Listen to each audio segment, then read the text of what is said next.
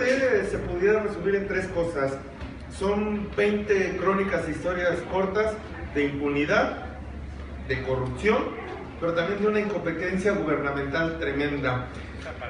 ¿Qué tuvo que pasar en Veracruz para que, como tú bien dices, el capitán Tormenta Arturo Bermúdez Zurita se vaya por una cuestión patrimonial de un presunto enriquecimiento ilícito en el vecino país del norte, y no se haya ido desde el noviembre del 2011, cuando logramos documentar en un solo día en la capital del estado la desaparición de 12 jovencitas y un adolescente, cuyas investigaciones ministeriales se contraponen la investigación local y la investigación federal, que ahí ustedes podrán ver en el capítulo de No dejaron huella.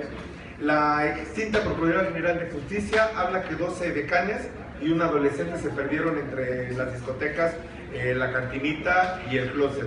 Y la investigación federal habla que se perdieron en una fiesta, en una presunta narcofiesta en un rancho del municipio de Actopan, conurbado, bueno, cerca de la capital del estado. Y que mientras la Procuraduría andó hacia una línea y la Federación hacia la otra, 4 años después, los padres de 12 jovencitas y de un adolescente no saben dónde están sus hijos, pero que por el otro lado, todas las pistas llevan a que entre las pertenencias de esas jovencitas, entre ellos un vehículo compacto, un Peugeot, el Peugeot, es cierto, pues apareció en manos de asesinados. Un país que no tiene reporteros libres, pues no va a poder ser un país libre, ¿no? Y un país democrático.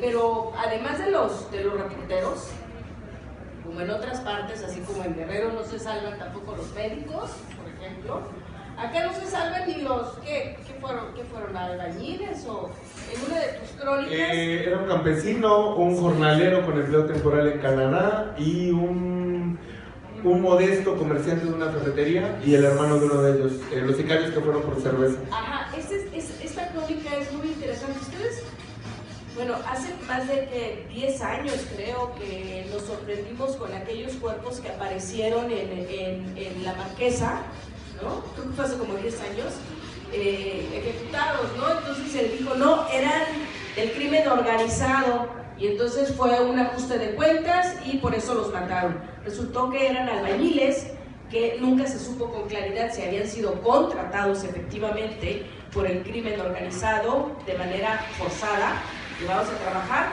o eran verdaderamente albañiles. El caso es que a mí, cuando estaba leyendo esta crónica, me acordé mucho de eso, porque no se salva nadie, ni los albañiles allá o sea, no necesita ser una gente pudiente, no necesita ser un empresario, un político o una gente de opinión como un reportero, ¿no? Empezar a escribir el capítulo de Rubén, creo que yo le pedí autorización a Magno para reproducirlo completo, viene en el capítulo 15, y si no hubiera sido por ese poema, yo no hubiera tenido un hilo conductor para iniciar el capítulo de Rubén, ¿no?